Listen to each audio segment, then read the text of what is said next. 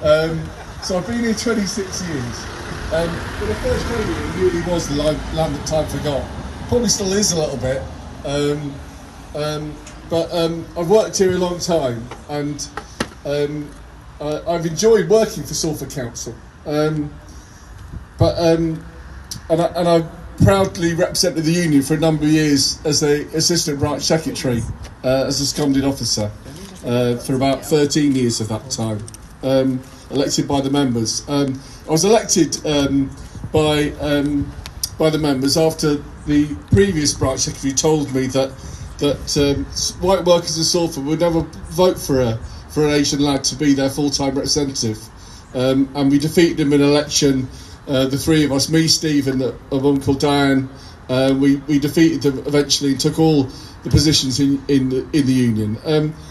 Amazingly enough, we stood on a platform. This is the start of austerity. We stood on a platform that we shouldn't accept job cuts, we shouldn't accept cuts to service, and that we should help be part of a general strike to fight back against the Tory austerity plans. And we did actually start to have a national strike over pensions. I think it was like 2011 or 12. It was, yeah. And unfortunately, our trade union leader, Dave Prentice, now Lord Prentice, sold us out after the first day. It was really successful. We had 30,000 people that marched through the streets of Manchester alone on that day for all the different unions that came out. And yeah, we got elected off the back of that because members wanted to fight back. They wanted to have someone who represented them that was willing to stand up for every job, for every service, to fight against. And at the same time, we realised that it wasn't good enough just to fight for people's jobs. We actually had to fight against the fact that they were trying to scapegoat, particularly refugees and migrants at the same time, with racism. And we stood out against that Islamophobia, that racism at the same time. Both battles hand in hand, because their only strategy the ruling class have got, and they're using it more and more blatantly, isn't it, is divide and rule.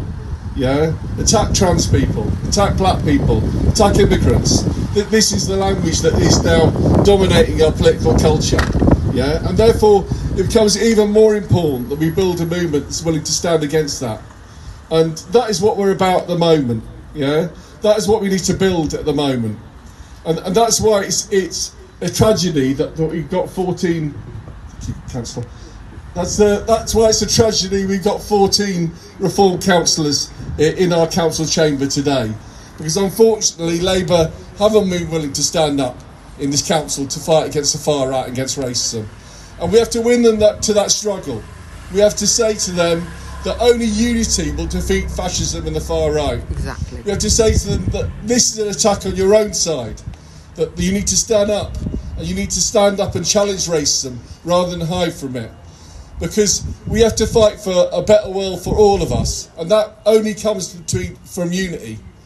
We're not just standing for unity because we think morally racism is a bad thing. Yeah, it's a bad thing. It's horrible that people get treated differently because of the colour of their skin.